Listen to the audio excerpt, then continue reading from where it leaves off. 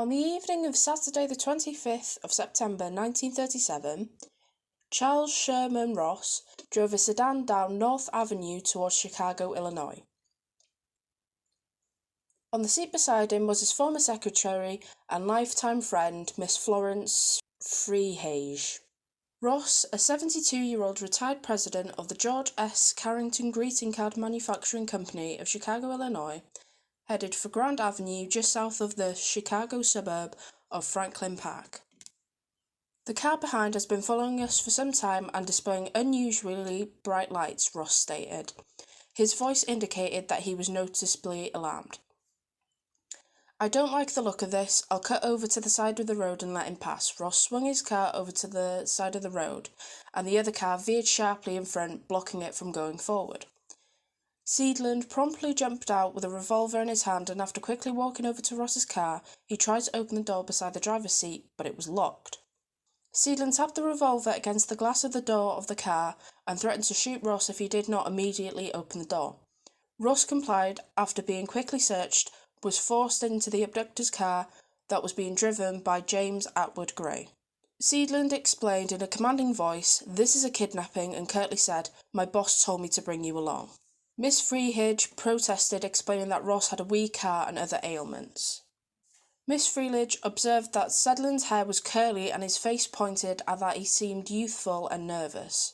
After Seedland looked Miss Freehage over suspiciously, he said in a barking voice, "What are you, his daughter or a sweetheart?" She replied, "No, I am just a friend." Seedland pressed the gun into Freehage's shoulder and asked her, "How much can he give us? $500,000? $250,000? She replied that she did not know and pleaded with Seedland not to take Ross away and offered him her money that she had with her. Seedland took $85 from her purse and ordered her to lie on the floor of the Ross car while he and Gray drove off in the kidnap car with Ross. Before departing, Seedland warned, "Don't call the police after we're gone or we'll unalive him." Miss Freehage complied with the demands of Seedland in fear in the front seat of the Ross's car until she heard the kidnapper's car race away. Then, looking up cautiously, she observed the red rear light of the kidnapper's car moving in the darkness and attempted to follow it. The kidnapped car outdistanced her and she stopped at the first available telephone to phone the police.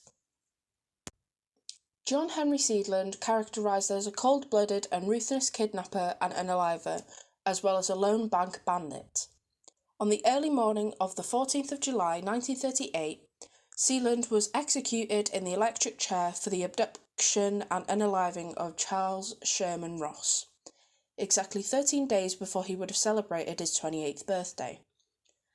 Every available resource at the command of the FBI was thrown into action to assist in the solution of the crime, which, according to Seedland's own statement, he deemed a perfect crime. It appears that Seedland believed that by destroying the only living witnesses of the crime, he would destroy every link by which his detection might be possible. However, his uncontrollable desire to gamble at the racetrack resulted in his detection, location, and capture. With Ross carefully guarded and safely out of the reach of any alarm which might have been circulated for them, the kidnappers proceeded into Wisconsin and across into Minnesota, where by late Saturday they reached the hideout near Emily, Minnesota. There in the woods was a cold, dark dugout that had been skillfully prepared by Seedland and Gray to further their criminal enterprises. John Henry Seedland immediately set into motion the negotiations for the payment of the ransom by dictating a letter for Ross to write. However, Ross refused to ask for more than $5,000 ransom. Seedland took the letter, studied it, and seeing where he could change it to $50,000, he did so. He then took the ransom letter south and mailed it, thereafter moving into Chicago, Illinois. The first ransom extortion letter was received on the 30th of September 1937. It was transmitted to Harvey S. Brackett, a former business associate of Ross at Green Bay, Wisconsin, through the U.S. mails. The letter read as follows.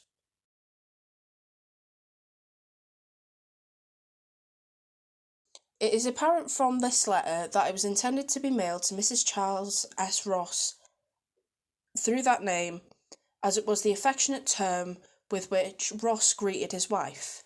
However, to keep the ransom negotiations a secret, it was forwarded by Sealand with the following letter addressed to Harvey S. Brackett.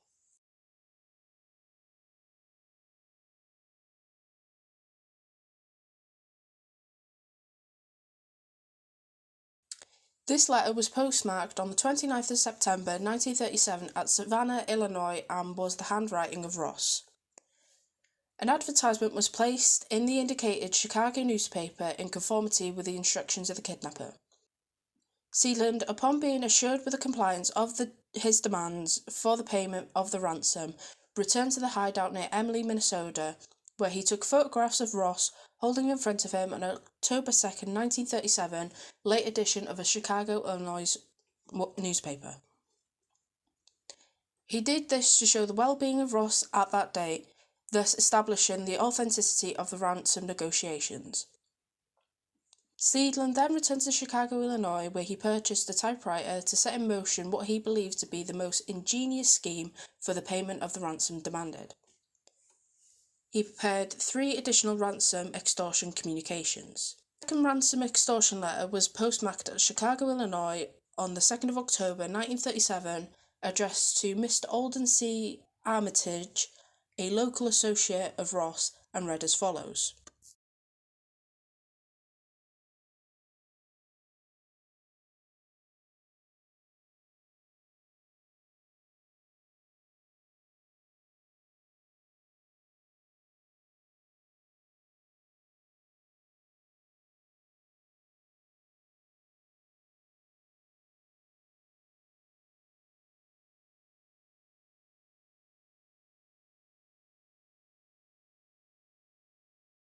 This note ignored the prior letter and made a similar demand for ransom. The placing of an advertisement in the Chicago paper and a motorcycle rider to deliver the ransom. Canal 3542 was determined to be the telephone number of a motorcycle company in Chicago, Illinois, and thus it designated another motorcycle company as a place to obtain the rider and indicated proof of Ross's well-being, apparently along with a picture. Enclosed with the ransom letter was a small piece of paper apparently cut from the front of an envelope on which appeared the wording, Mrs. Ross, 2912 Commonwealth Avenue, Chicago 3, in the handwriting of Charles S. Ross himself. An advertisement was placed in the designated Chicago newspaper in conformity with the instructions of the kidnapper. The third ransom extortion letter was postmarked October 6, 1937, from Chicago, Illinois, and was again addressed to Elton C. Armitage and read as follows.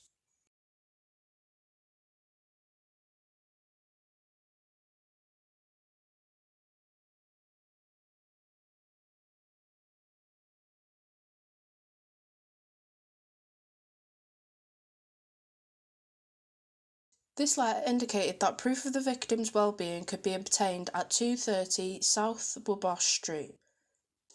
It was discovered that this was the address of a camera company, and the receipt number 10437 was for films left in the name of Elton C. Armitage. 10 films were obtained from this company that had been developed and showed 8 poses of Ross holding in front of him the October 2nd, 1937 football edition of a Chicago newspaper, apparently taken in the daylight, containing birch trees. Ross was dressed in the same clothes he wore when he was kidnapped. This letter indicated that Ross could be held from 24 to 48 hours in order to exchange the ransom money of $50,000 demanded. Enclosed with this letter was Ross's membership card for a commercial association dated the 9th of January 1902, on the back of which appeared the signature of Ross. Also enclosed was the vehicle registration card of 1937 for Ross. In compliance with the instructions of the kidnapper, an advertisement was placed in the designated Chicago newspaper.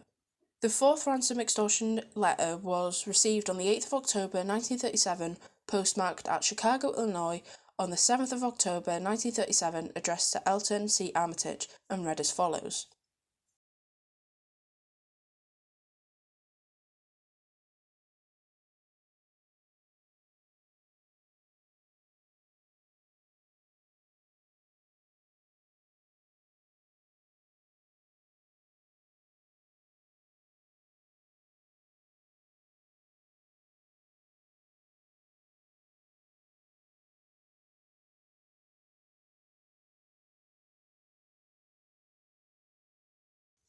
This letter gave detailed information of 14 places covering the distance of approximately 395 miles, over which the motorcycle rider should travel, leaving Oak Park, Illinois at 6 p.m. on the 8th of October 1937.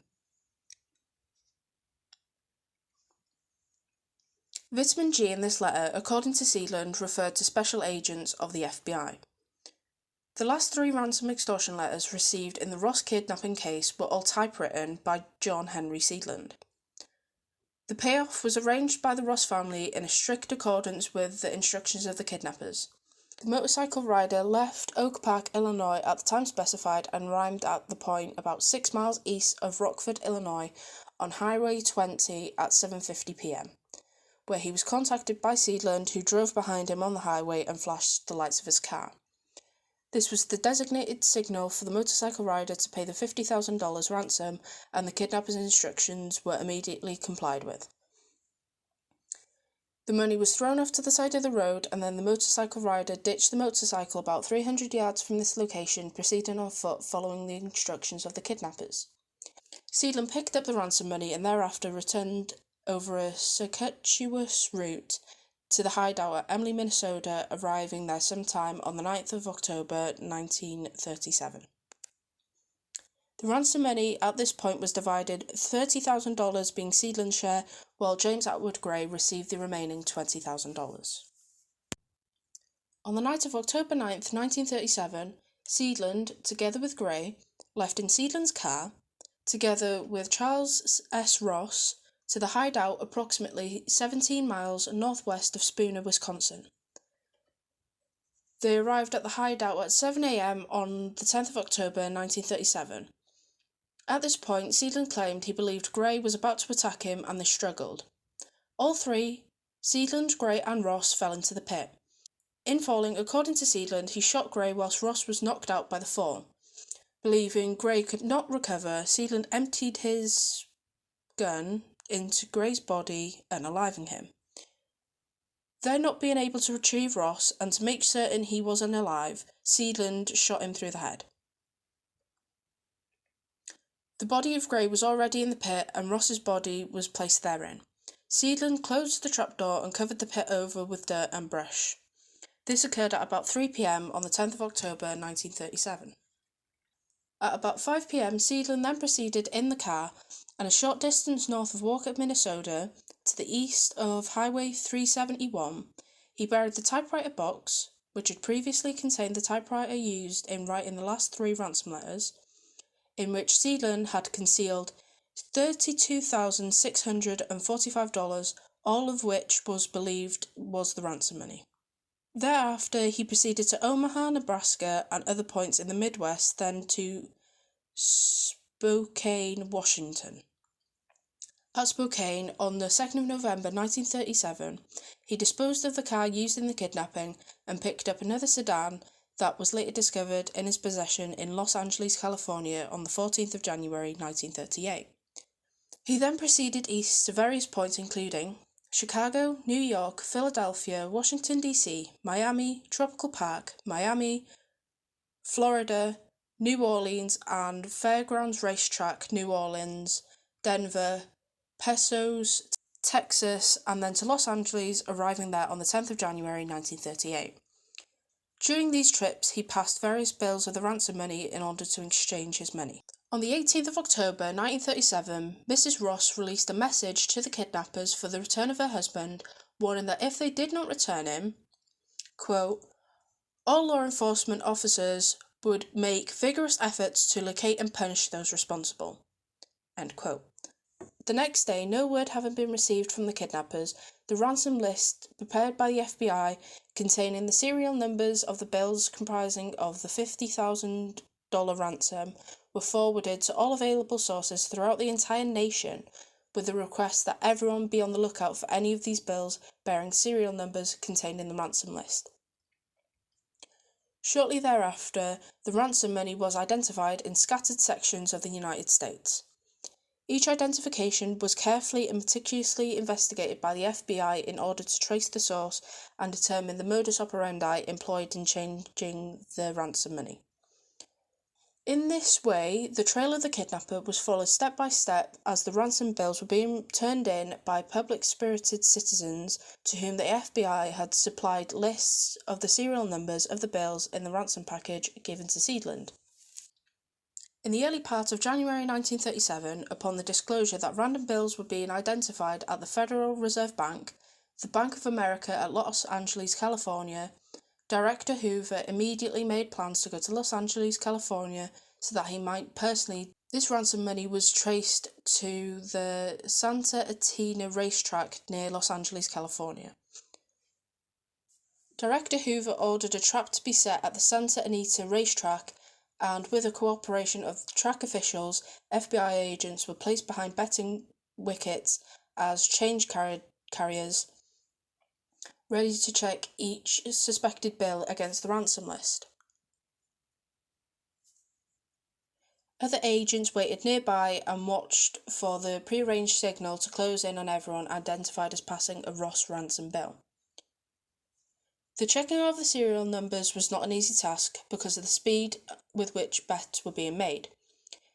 The difficulty is best reflected in that the Santa Anita track, there were 500 pari-mural ticket sellers and 500 cashiers on the day of the surveillance was placed in effect. From $400,000 to $1 million daily was passing through the pari-mural windows at this racetrack. The agents made the best of the situation, keeping patient watch for the bettors who would try and pass a ransom bill on the counter. The vigil proved worthwhile when on the 14th of January 1938, a man walked up to the betting window, requested a ticket on a certain horse in the third race, and produced a payment bill which, on quick inspection by the agent, proved to be a part of the ransom money paid in vain for the safe return of Ross. At a prearranged signal, special agents closed in on the man, who was in fact Seedland, without causing any commotion, and rushed him to the Los Angeles field office of the FBI. The sum of $14,512.18 was found in his possession, part of which on his person, in his car, and in his hotel room in Los Angeles, California. Of this money, $5,620 was found to be the Ross ransom money. The £14,521.18 recovered included $18.80 obtained on winning tickets held by Seedland in connection with the races. He gave the name Peter Ander, but he was John Henry Seedland, a former logger in the Pacific Northwest, was not overcome by the sudden turn of events or by the mass of damaging evidence against him, but coolly and calmly denied his guilt of the Ross abduction to Director Hoover. He claimed he had obtained the money from a known bank robber acquaintance at a large reduction, indicating that he knew the money he had in his possession was the fruits of crime. He denied any participation whatsoever in the Charles S. Ross kidnapping case until he was questioned at length by Director Hoover, and then Seedland made a complete confession that consisted of a 28-page signed statement in which were included details of his life of crime, his admission in the participation in the Charles S. Ross kidnapping, as well as the unaliving of Ross and his own accomplice, James Atwood Gray. Subsequent to the complete confession on the 17th of January 1938, Seedland was flown to Minnesota where FBI agents planned a trip into the snow-covered lands of the North Woods. There, Seedland admitted he had secretly buried the two unalived men as well as a typewriter case full of ransom money. In this search, FBI agents dug up a $32,645 ransom cache, found the kidnappers' underground hideout, and the dugout that contained the bodies of Charles S. Ross and Seedland's accomplice, James Atwood Gray. Seedland would point to the markers by which he would know the way, a road sign pierced by bullet holes, and other trail markers. When the group could continue no farther by car because of the snow, they proceeded over the fields and through the woods on foot. In a clump of trees near a deserted stretch of railroad track, Seedland pointed to a small pile of snow. When this was brushed away, there was found to be a typewriter case packed with $32,645 of the Ross ransom money. This recovery brought the total obtained from Seedland to £47,776.18, including a $600 car. The group then moved onward towards Emily, Minnesota through the woods and snow until Seidlin pointed to a snow-covered pile of brush and said, "The first hideout." The agents pulled aside the 3 branches and exposed a dugout linked with wood in which Seidlin and Gray had kept Ross for nearly 2 weeks immediately following the abduction. Seidlin said that he and Gray had transferred Ross to the second dugout near Spooner, Wisconsin, where he had left Ross and Gray with bullets in their bodies. Horses and sleds were hired for the remainder of the expedition, for Seidlin warned that the trail led for miles through heavy snowdrifts and through trails and wooded territory. The party set out in the early morning of the 20th of January 1938. In the underground death chamber, partly concealed by the snow and brush, the agents saw of Seidlin's amazing confession. The nude body of Gray lay face down towards the floor of the cave. The body of Ross lay nearby. It was here that Seidlin suddenly made a desperate break for freedom after identifying the bodies. He stepped back towards the agents to whom he was chained and brought his handcuffs down over the agent's head, and the pair fell in the snow. Seidlin swung his shackles, knocking the captor to the ground. He was quickly subdued and promptly apologised. On the same day, Seidlin was returned to St. Paul, Minnesota, and on the 22nd of January 1938 was removed to Chicago, Illinois. On the 24th of January, he was arraigned before a U.S. commissioner at Chicago, Illinois, charged in complaint with having kidnapped Charles S. Ross, and then transporting him from Franklin Park, Illinois, to the vicinity of Emily, Minnesota. He was also charged with having collected $50,000 ransom 6 miles east of Rockford, Illinois, on the 8th of October 1937, and thereafter transporting on or about October 9th or 10th, 1937. The victim was Charles S. Ross from the vicinity of Emily, Minnesota, to a point northwest of Spooner, Wisconsin, where, on about October 10th, 1937, he unalived Charles S. Ross and James Atwood Gray. Seidlin stood silent, and a plea of not guilty entered for him. He was held without bail. On the 1st of February 1938, an indictment was returned against John Henry Seidlin by the federal grand jury sitting in Chicago, Illinois, for violation of the federal kidnapping statute based upon the complaint mentioned previously. On the next day, Seidlin was brought before the United States District Judge, where counsel was appointed to represent Seidlin as an indigent prisoner. On the 28th of February 1938, Seidlin entered a plea of guilty in the United States District Court to the above indictment on the 16th of March 1938, was found guilty by jury with recommendation of the death penalty. The United States District Judge at Chicago, Illinois, on the 19th of March 1938 remanded Seidlin to the custody of the United States Marshal to be electrocuted on the 19th of April 1938. When the sentence was imposed, the defence immediately advised the United States District Court of their intention to appeal the case to the United States Circuit Court. On the 16th of June 1938, the court confirmed the decision of the United States District Court, and pursuant to mandate of the United States Circuit Court of Appeals dated July 7, 1938, the trial court set the date of Seidlin's execution for the 14th of July 1938, when he was electrocuted at Chicago, Illinois. John Henry Seidlin was born on the 17th of July 1910 at Fenco, Wisconsin, and his family moved to Ironton, Minnesota when he was an infant. His father, Paul Seidlin, passed away on the 23rd of March 1933, and prior to his death was a master mechanic in various iron mines in the vicinity of Ironton, Minnesota. Seidlin was interested in outdoor life and obtained his first gun, a .22 rifle, when he was 10 years of age, and often went into the woods with other boys to hunt. As he grew older, he became interested in buying a larger rifle. Seidlin would often go into the Minnesota woods near Ironton and remain for several days on hunting trips. After he turned 14, there was very seldom, and a season passed, that he did not unalive at least one deer. He was apparently fond of hunting ducks, and on his hunting expeditions would unalive as many as 40 ducks, although the law limited the possession of ducks for one hunter to 8. He would never bring more than the legal limit of 8 ducks home, but would hide the remainder in the alley and distribute them among the neighbours. As a boy, he was interested in mechanics and spent hours of his time fooling with motors and various mechanical aeroplanes and reading books and articles on aviation. As a student in high school, he made average grades and never appeared to take his high school work seriously, but seemed to be more interested in reading outside literature. He never took a great interest in high school sports, but was known for ice hockey and played this game with a local team. He was good enough at hockey that he was offered an opportunity to play for a professional team and was invited by the coaches from teachers' colleges in the vicinity of Ironton, Minnesota, to attend school and play on the hockey team of the school.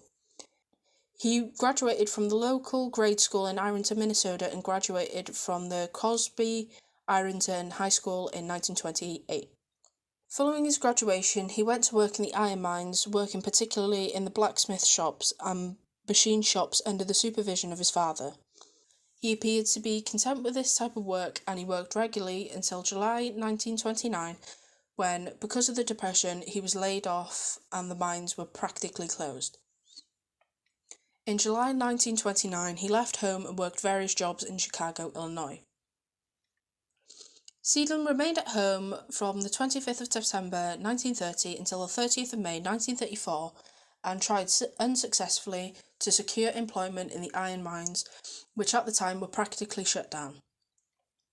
Unable to find employment there, he secured part-time employment at a filling station in Ironton, Minnesota, and for a few months prior to the 30th of May 1934, acted as a delivery boy for a grocery store in Ironton, Minnesota. His father passed away as a result of an accident on the 23rd of March 1933. He was found unalived of monoxide poisoning in the family car. Shortly after this, Seidlin came into contact with Tommy Carroll, a gangster who was a member of the Dillinger Gang and was subsequently unalived at Waterloo, Iowa on the 7th of June 1934. Carroll was hiding in the woods and met Seidlin one day while Seidlin was hunting. Carroll convinced Seidlin to help him by bringing him food, and the two struck up an acquaintance. What Tommy Carroll told Seidlin is not known, but Seidlin was thrilled by this contact with Carroll, who to him was a big-shot gangster.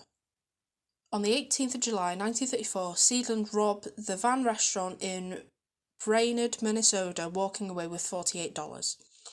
He was identified, arrested, and confined in the Crow Wing County Jail at Brainerd, Minnesota, but escaped on the 28th of July 1934 before he was brought to trial.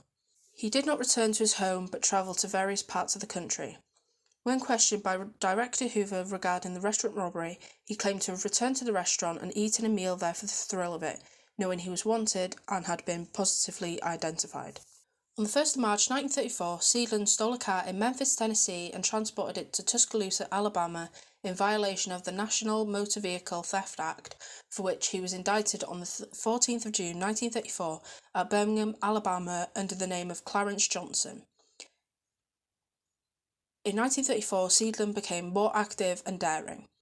On the 22nd of May 1936, he robbed the State Bank of Centurina at Milltown, Wisconsin, while armed and obtaining $1,039. He said that while he was hitchhiking near Fond du Lac, Wisconsin, he was picked up by a girl and that he travelled as far as Bismarck, North Dakota, with her. Seidlin left her and stole her car, using it when he robbed the First National Bank at Eagle River, Wisconsin on the 15th of June 1936, where he obtained $1,737. He wrecked the car, making his getaway, and was forced to abandon it and go into the woods on foot. FBI agents recovered valuable identifying evidence as a result of the search of the abandoned car and a specific scientific analysis by experts of the Technical Laboratory of the FBI. They were able to identify Seidlin as being in possession of this getaway car, and from the modus operandi employed in the bank robbery, were able to show that he was a perpetrator of other bank robberies. Seidlin was in the woods for about a week, evading apprehension and suffering greatly from hunger. He told Director Hoover that he broke into a cabin and stole a .22 rifle with which he unalived a rabbit and ate some of it raw, since he did not have any matches for which he could build a fire to cook it. After having robbed the two banks, Seidlin then went into Spokane, Washington, bought a truck and went into the timber business. At one time he had as many as 10 men working for him, but claimed not one of them as his friend. His nature did not draw others to him. Restlessness seized him and he left Washington in August 1937 and proceeded back to Wisconsin. On the 25th of August 1936, Seidlin robbed the People's State Bank at Colfax, Wisconsin, obtaining $2,408. Again, he returned to the state of Washington and lived and worked near Lake Trout. Seidlin felt he had a reputation there and had established himself under the name of Peter Anders, and it was a long distance from the territory in which he had operated as a bank robber. He again came east and robbed the First National Bank at Shakopee, Minnesota, and secured $4,700 on the 25th of January 1937. Again, he returned to Spokane, Washington with the loot. In June 1937, Seidlin again started back east with the intention of robbing the bank at Bloomer, Wisconsin. Someplace near Superior, Montana, he picked up a hitchhiker named James Atwood Gray, a young man who was about 20 years old. He asked for a ride in the back seat of the car so he could sleep and found a gun between the seat and the upholstery. He held Seidlin up and took his money and was about to take Seidlin's car when Seidlin surprised him and knocked him out. Again, Seidlin did the unexpected, and instead of leaving the boy, he forced him to drive the car, and after a few days, the two decided to work together. Seidlin and Gray, whilst at Rhinelander, Wisconsin, planning the robbery of a bank at Minnequa, Wisconsin, obtained information concerning 6 or 7 women who were travelling by truck and who were carrying a box that was supposed to contain valuable jewellery. The two held this truck up and obtained a box that they thought held the jewellery, and then took one woman from the truck as a hostage and released her after travelling 4 or 5 miles south of Rhinelander. When they opened the box, they were surprised it contained candy. While at Lake Geneva, Wisconsin, on the 2nd of September 1937, a cafe owner was pointed out to them as saving approximately $100,000 worth of hot jewellery. They followed him and his wife out on the road and held them up with a gun. The woman was seized as a victim. She was held until the 4th of September 1937 and released after they had failed to collect the ransom from the husband. This kidnapping was an interstate matter and the FBI had no jurisdiction. They then planned to kidnap a prominent merchant of Decatur, Illinois, and while Gray waited in the car, Seidlin went to his home with the intention of kidnapping him. However, when Seidlin learned that he was absent from the city, this plan was given up. Seidlin told Director Hoover that he considered kidnapping Jerome H. Dizzy Dean, the baseball player, but abandoned this plan when he realised the ramification that would be involved in forcing Dean's ball club to pay the ransom. Seidlin's final criminal act was the kidnapping of Charles Sherman Ross on the 26th of September 1937 and the subsequent unaliving of Ross and James Atwood Gray. For these offences, Seidlin was electrocuted in Chicago, Illinois on the 14th of July 1938. He was laid to rest on the 13th of July 1938 in the Klondike Cemetery, 2 miles south of Ironton, Minnesota, beside the grave of his father.